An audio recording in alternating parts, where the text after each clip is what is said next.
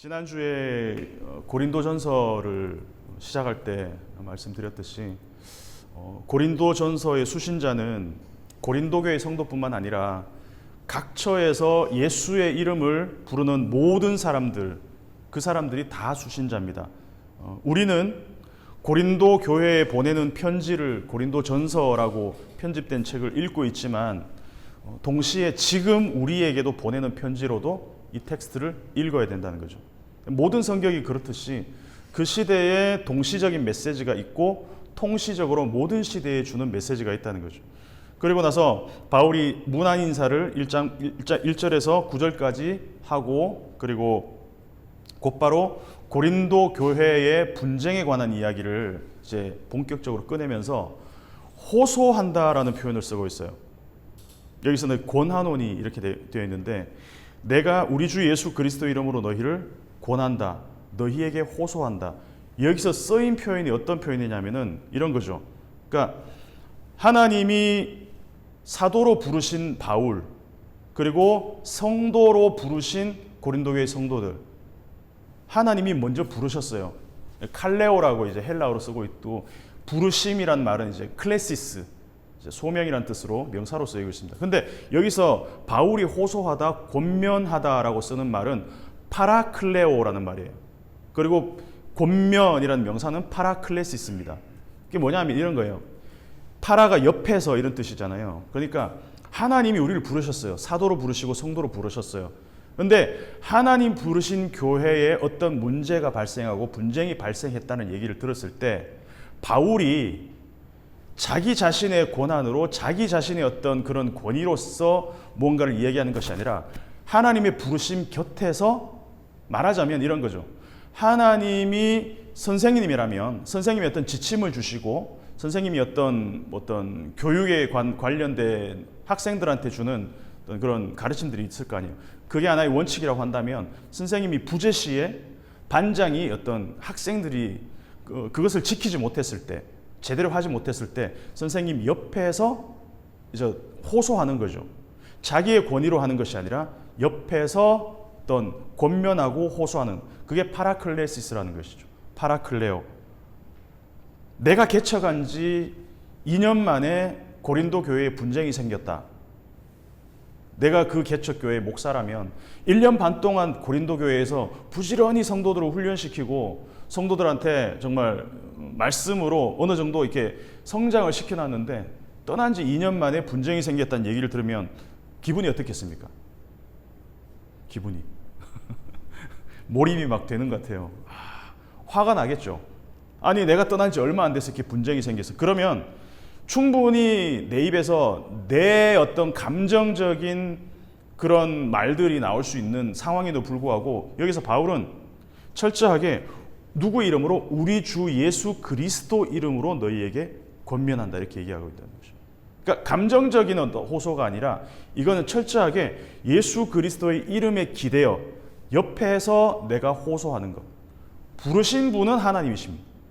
예수 그리스도의 이름으로 우리는 교회를 이루었지만 그 안에서 분쟁이 일어났을 때는 내 권위로 내 이름으로 내 뜻으로 내 생각으로 권면하는 것이 아니라 온전히 하나님 그리고 예수 그리스도의 이름에 기대어서 내가 권면한다 이런 말입니다.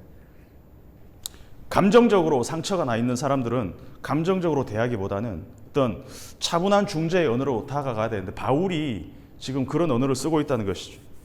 만약에 하나님이 교회를 부르셨고 하나님이 성도로 부르시고 사도로 부르셨다는 그 의식이 없다라고 한다면은 내 교회니까 내가 세웠으니까 내 언어로 내 감정으로 내 경험으로 쓴소리를 늘어놓을 수 있겠지만 바울이 차분하게 파라칼레오 할 수 있다는 것은 하나님이 먼저 칼레오 부르셨기 때문에 그 하나님 곁에서 내가 파라칼레오 권면할 수가 있다는 것입니다. 내 얘기를 하는 게 아니라 내 경험에 빗대어서 하는 게 아니라 오직 누구 이름으로? 예수의 이름으로 내가 권면한다라는 것이죠. 그래서 우리도 교회를 이제 시작하고 개척을 했지만 소위 말해서 창립 멤버일수록 교회의 연수가 쌓일수록 목소리가 클 수밖에 없습니다. 회사를 창업한 사람은 그 회사의 대주주잖아요. 대주주는 누구보다 회사의 지분이 많습니다. 절대적으로 지분을 갖고 있습니다. 그래서 당연히 목소리도 크고 입김의 강도도 셉니다. 근데 교회만큼은 창립 멤버, 개척 멤버의 지분이 철저히 예수의 이름 뒤에 가려져야 된다는 거죠. 그러니까 교회가 건강하게 성장하기 위해서는 이 원칙이 지켜져야 된다는 거예요. 내가 개업을 했어요. 사업을 시작했어요. 그러면 내가 사업 계획서를 만들고 내 돈을 넣어서 내가 사람을 뽑고 내가 회사를 세우잖아요. 절대적인 지분은 나에게 있습니다. 근데 교회라는 것은 하나님의 뜻으로 하나님이 계획하시고 하나님이 사업 계획서를 만드시고 하나님이 성도들을 불러주시고 하나님이 재정적인 것도 부어주셔야 교회가 성장하고 지속 가능하다는 거죠. 그렇다면 거기에 내 지분이 들어갈 공간이 있을까? 우리는 한번 생각을 해봐야 된다는 것입니다. 자, 10절을 보면 바울이 예수 이름으로 호소하는 내용을 한번 보시면 분쟁이 없이 온전히 합하라. 10절만 같이 한번 읽어보겠습니다. 시작. 형제들아, 내가 우리 주 예수 그리스도 이름으로 너희를 권하노니 모두가 같은 말을 하고 너희 가운데 분쟁이 없이 같은 마음과 같은 뜻으로 온전히 합하라. 자, 이 말은 분쟁이 없이 온전히 합하라, 이 표현은 바울이 하는 일하고 굉장히 관련이 있어요. 바울이 무슨 일을 했습니까? 다 아시면서 말씀 안 하시는 거죠? 바울이 뭐 만드는 일을 했습니까? 텐트 만드는 일 했잖아요. 텐트 메이커였잖아요. 그러면 텐트의 품질은 어디서 증명이 될까요? 물이 새느냐, 물을 막아내느냐. 그러니까 방수의 역할을 할 수 있느냐에 텐트의 품질이 달려있다는 겁니다. 그래서 10절을 보면 분쟁으로 번역된 단어 스키즈마라는 게 이게 찢어진 틈, 벌어진 틈이란 뜻이에요. 그리고 온전히 합하라라는 말은 뭐냐면 이 찢어진 틈을 봉합하라는 뜻입니다. 그래서 바울은 찢어진 텐트의 상품 가치가 없다라는 것을 누구보다 잘 아는 사람 아니었겠습니까? 텐트를 만들어 본 사람이니까. 찢어진 텐트의 천 조각들을 다시 하나하나 봉합하는 일을 할 때마다 어쩌면 바울은 이 고린도 교회의 찢어진 틈을 봉합하는 일을 떠올렸을 수도 있을 것 같아요. 그래서 이런 생각을 했을 것 같습니다. 나는 비록 찢어진 천막을 봉합할 수는 있지만 틈이 생기고 찢어진 교회를 내 힘으로 봉합할 수는 없다라는 생각을 바울이 했다라는 것이겠죠. 그래서 오직 누구만? 이 교회를 세우신 분만이 이 찢어진 틈을 봉합하실 수 있다. 복음서를 보면 예수님이 어부인 제자들을 부를 때 야고보와 요한이 뭘 하고 있었냐면은 아버지 세베대와 함께 찢어진 그물을 깁고 있었어요. 그때 쓰인 단어도 찢어진 그물을 깁다라고 할 때도 카타르티소, 여기서 말하는 완전하게 합하다, 봉합하다는 말이 쓰였습니다. 가죽공예 하는 분들 있잖아요. 가죽공예 하는 분들 보면 참 대단하다는 생각이 듭니다.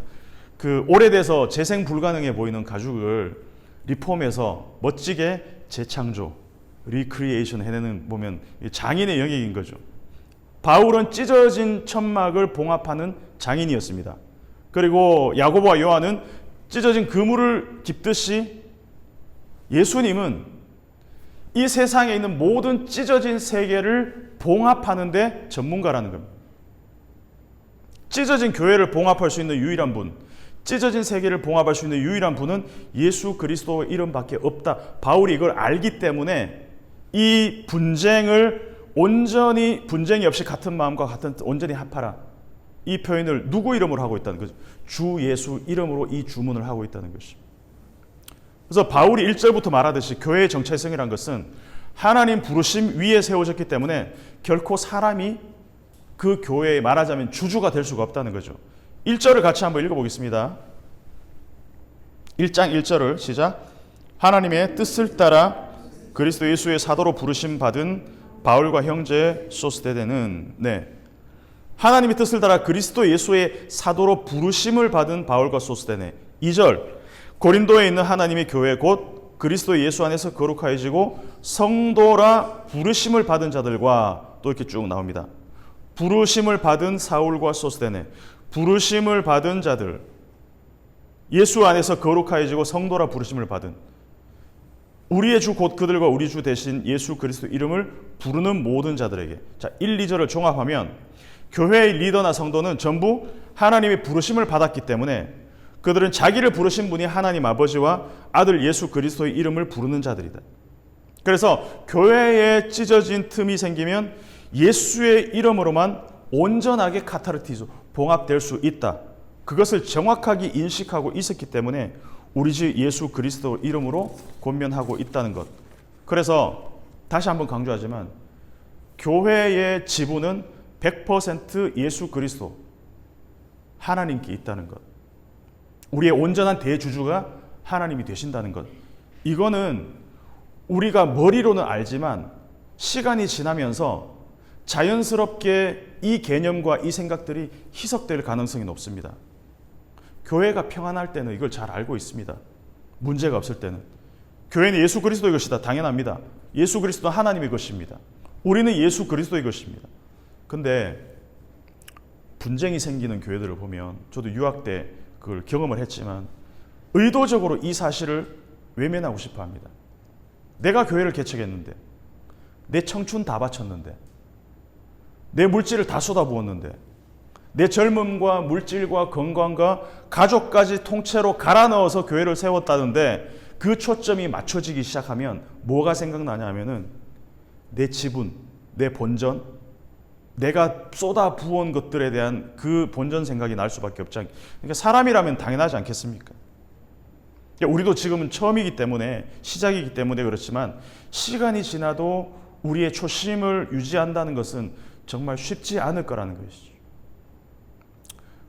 자, 텐트나 그물을 봉합하는 것은 그 분야의 전문가인 바울이나 야고보나 요한 뭐 이런 사람들이 할 수 있다면 분쟁에 있는 교회를 봉합한다는 것은 오직 예수 그리스도 그리고 하나님의 말씀으로 가능하다. 이것을 어디에서 보여주냐면 히브리서 11장 3절에서 보여줍니다.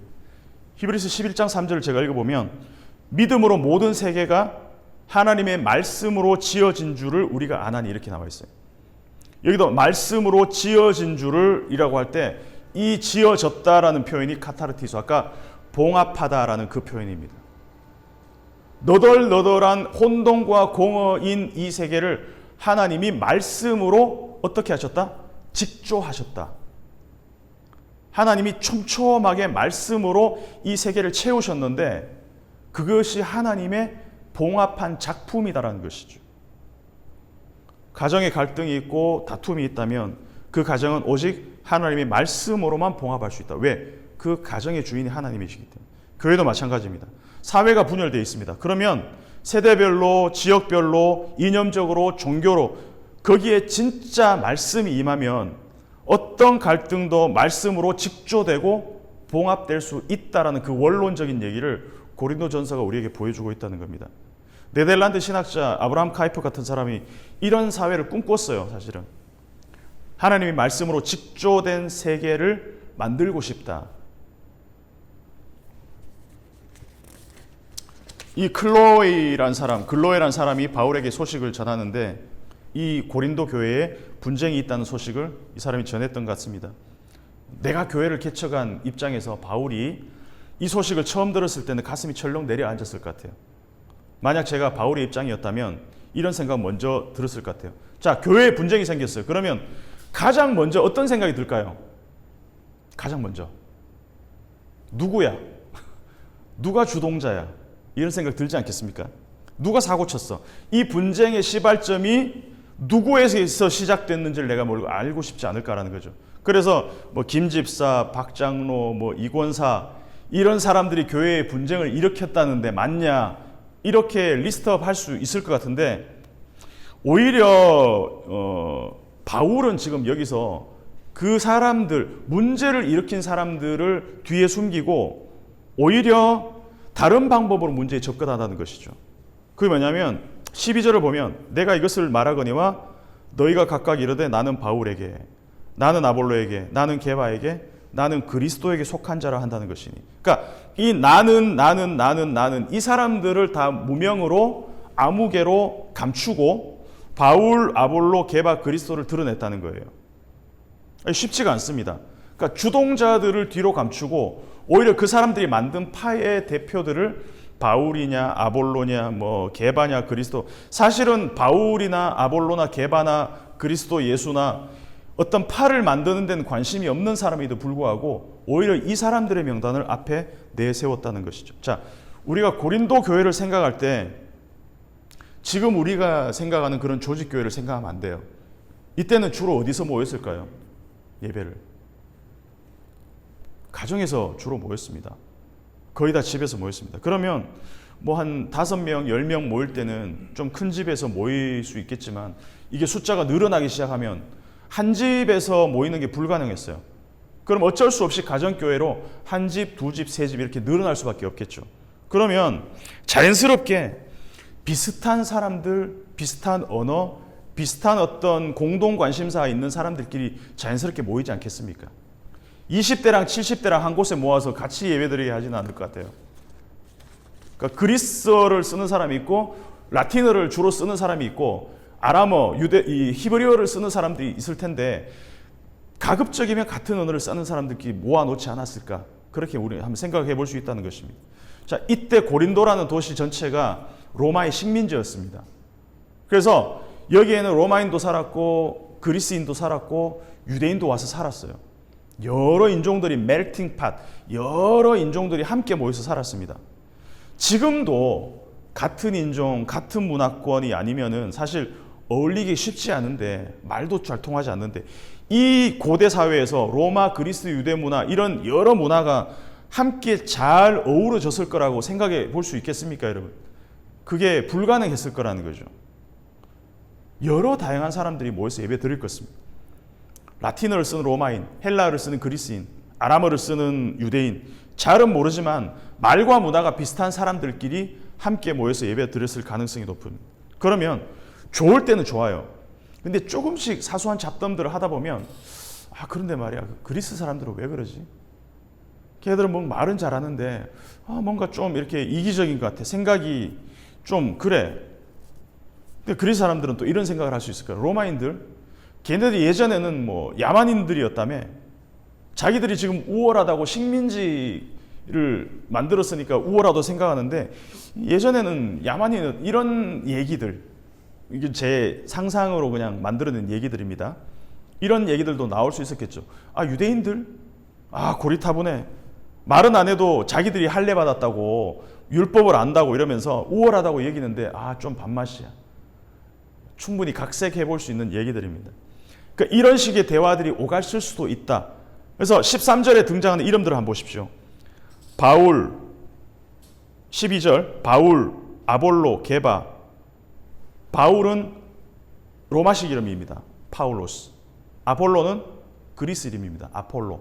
게바는 일부러 베드로라는 이름을 쓰지 않고 게바라는 유대식, 아람어식 이름을 썼습니다. 그러니까 여기서 벌써 언어적으로 다 나누어져 있는 게 보이시잖아요. 그러니까 로마인들은 바울을 따랐을 가능성이 높았겠고, 그리스 사람들은 아볼로, 유대인들은 게바를 좀 더 따랐을 가능성이 크다, 이렇게 추측해 볼 수 있습니다. 근데 여기서 그리스도에게 속한 자라. 자, 바울파, 아볼로파, 게바파는 알겠는데 그리스도는 너무 막강하잖아요. 생각해 보니까 다 파가 있어. 뭔가 이렇게 자기들 나름대로 이렇게 뭔가 이렇게 분파가 나눠졌는데 뭔가 이 중에서도 소외된 사람들이 있었던 것 같아요. 그러니까 생각해 보니까 얘들은 우리는 뭔가 내세울 사람이 없어. 우리는 더 센 걸로 하자. 그래가지고 그리스도파, 뭐 다 사람인데 우리는 예수 그리스도파 이러면 이거 힘에서 우리가 압도했다, 이런 생각 할 수 있지 않겠습니까? 분쟁이 있는 교회들을 보면 대체로 이런 생각을 갖고 있는 것 같아요. 힘에서 밀리면 끝이다. 힘에서 밀리면 끝이다. 대부분 그렇습니다. 대부분 분쟁이 있는 교회에서. 그래서 힘에는 힘으로 대항합니다. 바울파, 아볼로파, 게바파가 생겨났을 때 어디에도 속하지 않은 사람들이 그런 생각 했을 것 같아요. 그리스도파라고 딱 만들고 나니까 뿌듯했을 것 같아. 아무도 못 이겨, 우리는. 자, 정치도 힘의 논리로 균형을 하고 견제를 하잖아요. 기업에 노사가 있고 노조가 있는 거는 일방적으로 어떤 갑질을 하는 것을 막기 위해서 노조가 있는 거 아니겠습니까? 스타워즈, 스타워즈를 보면 힘의 균형을 위해서 만들어낸 제다이들이 만들어낸 개념이들 뭐냐? 포스라는 개념이 있어요. 힘의 균형. 자, 누가 나를 때려요. 그러면 나를 때릴 때 안 맞으려면 어떻게 해야 됩니까? 그 동일한 비슷한 힘으로 내가 막아내야 되잖아요. 액션에 대한 리액션. 우리 현상 세계는 전부 액션 아니면 리액션입니다. 현상은 액션을 리액션으로 막아내야 됩니다. 작용과 반작용의 균형이 유지됩니다. 창으로 찌르면 방패로 막아내야 됩니다. 방패로 막고 나도 동일한 창으로 찔러야 됩니다. 왜? 나를 보호하기 위해서. 그래서 구약에서 액션과 리액션, 작용과 반작용을 가장 잘 보여주는 게 뭡니까? 동해보복법. 눈에는 눈으로, 이에는 이로, 생명은 생명으로. 그런데 예수님이 오시면서 이 세계의 분열을 가져왔습니다. 이러한 힘이 작용하는, 힘에는 힘으로, 액션에는 리액션으로 작용하는 작용과 반작용의 세계에 예수님이 균열을 가져오셨다는 거죠. 나를 찌르면 반사적으로 방패를 들여야 되고, 이게 당연한 건데, 나를 때리면 막아야 되는데, 이분은 뺨을 때리면 그냥 맞고, 채찍으로 때려도 그냥 맞고, 침을 뱉어도 묵묵하고, 조롱을 해도 응대하지 않았습니다. 한마디로 말하면 타격감이 제로였습니다. 심지어 자기한테 쏟아지는 온갖 증거들이 전부 불리한 증언들에도 불구하고 변호사 하나 없이 재판정에 섰습니다. 평생을 티끌만큼의 죄도 없이 완전하게 살았음에도 불구하고 그분은 가장 흉악한 죄인이 받는 형벌을 받고 죽임을 당했습니다. 마치 한 마리 양이 도수장에 묵묵하게 끌려가는 것 같았다라고 이사야가 기록하고 있습니다. 힘에는 힘, 액션에는 리액션으로 상대방이 욕 한마디 하면 욕 두 마디 하고 상대방이 끼어들면 나는 빵빵거려야 되고 제가 그렇다는 건 아니고 한 대 맞으면 두 대 때려야 속이 시원한 세계 사는 그 우리가 사는 이 세계에서는 전혀 다른 세계를 우리에게 보여주신 삶을 살았다는 거죠. 그게 바로 십자가의 세계고 그게 바로 죽음으로 생명을 질식시키는 완전히 다른 세계를 예수님이 우리에게 보여주셨다는 겁니다. 근데 인류 역사를 보면 우리 인류가 저지른 가장 끔찍한 전쟁들은 전부 뭐 걸고 전쟁을 한지 아십니까? 십자가 걸고 전쟁했습니다. 중세 1000년 동안 십자가는 죽음과 생명의 상징이 아니라 힘의 상징이었고 억압의 상징이었고 굴복의 상징이었습니다. 겉에는 십자가를 걸지만 실제로는 돈과 힘으로 돌아가는 불법적인 루트를 통해서 하나님의 일이라고 떠벌리는 일들도 만연했습니다. 겉에는 십자가로 걸어놓고. 바울이 말합니다. 그리스도께서 어찌 나뉘었느냐? 바울이 너희를 위하여 십자가에 못 박혔으며 바울의 이름으로 너희가 세례를 받았느냐? 바울은 자기가 개척한 교회였지만 이 고린도 교회는 오직 예수의 이름으로 세워졌다라고 십자가에 못 박히신 분도 예수님, 부활하신 분도 예수님, 그분의 죽음과 부활을 믿고 고백하는 이들이 받는 세례도 예수의 이름으로. 그래서 바울이 말합니다. 뭐라고 말하냐? 무엇이 중요한디? 이렇게 말합니다. 실제로 그렇게 말한 건 아니고 그렇게 얘기합니다. 나는 의도적으로 그래서 그리스보와 가이오란 사람 외에는 세례를 베풀지 않았다. 혹시나 내 이름이 드러나서 내 손으로 베푸는 세례와 그 주체가 나로 인식되지 않도록 하기 위해서 내 이름으로 세례를 베풀지 않았다. 바울이 의도적으로 그렇게 세례를 주었다고 얘기합니다. 아무도 내 이름으로 세례를 받았다고 말하지 못하게 하려고 아주 극소수의 사람들한테만 세례를 베풀었다. 그래서 16절을 보면 스데바나 집 사람에게 세례를 베풀긴 했는데 그 이외의 모든 다른 사람에게도 세례를 베푸는지 잘 모르겠다. 나는 기억도 잘 안 난다. 여러분, 십자가는 힘의 논리를 무색하게 하는 죽음의 상징이면서 동시에 생명으로 죽음을 삼킨 생명의 상징입니다. 세례가 뭡니까? 세례는 주님 죽으신 십자가에서 나도 죽고 주와 함께 부활한다는 죽음의 상징이자 또 생명의 상징입니다. 그래서 내 몸과 자아의 죽음이 상징이 십자가와 세례라는 것입니다. 그래서 십자가와 세례를 얘기를 하고 있잖아요. 그래서 십자가의 세례는 반드시 죽음을 지나야 생명을 만나는 역설의 상징입니다. 그래서 이 분쟁이 가득한 고린도 교회의 이야기를 들었을 때 바울이 하는 이야기들이 바로 너희 분쟁을 해결하는 방법, 이런 방법적인 것들을 막 서술한 것이 아니라 그냥 심플하게 십자가와 세례 이야기를 던지고 있다는 것이죠. 우리 교회가 시작되고 이 말씀을 함께 붙들었으면 좋겠습니다. 이 복음이 왜곡되지 않고 전해지는 우리 교회가 되었으면 좋겠습니다. 17절을 보면 그리스도께서 나를 보내시면 세례를 베풀게 하려 하심이 아니요 오직 복음을 전하게 하려 하심이로되 말의 지혜로 하지 아니함은 그리스도의 십자가가 헛되지 않게 함이라. 가장 숭고한 구원의 상징인 십자가가 가장 악랄한 무기가 될 수 있다는 것을 우리는 역사에서 봐왔습니다. 십자가 걸고 나와 다른 문화, 다른 세계 사람들을 죽이고 식민지 만들고 선결합시고 그 나라 사람 원주민들 학살하고 십자가 걸고 십자군 전쟁, 끝장 승부, 교회가 서로 십자가 걸고 예수 이름으로 분쟁하면 답이 없습니다. 답이 없습니다. 예수님은 나의 오름을 무기로 쓰지 않고 오히려 그 오름으로 그 모든 불의한 인간들을 품었습니다. 그랬을 때 죽음으로 말미암아 죽음을 질식시켜 버렸습니다. 예수의 죽음이 죽음을 질식시켰을 때 비로소 생명이 피어나기 시작했다는 겁니다. 그래서 우리 주님은 십자가를 무기로 로마 세계를 붕괴한 것이 아니라 오히려 예수님의 자기의 몸을 무너뜨려 주셨다는 것이죠. 그런데 그 생명이 오히려 죽음을 삼키고 새롭게 피어났다는 겁니다. 그래서 죽음을 지날 때 생명이 피어납니다. 내가 죽음으로 너를 피워나는 세계, 하나님 미랄이 땅에 떨어져 죽음으로 많은 이들을 생명으로 이끄는 그 교회, 저는 그 교회를 좀 꿈꿨으면 좋겠습니다. 그래서 그 교회가 우리의 교회가 되었으면 좋겠고 이 교회를 통해서 이 복음을 만나는 사람들이 이곳을 찾아왔으면 좋겠습니다.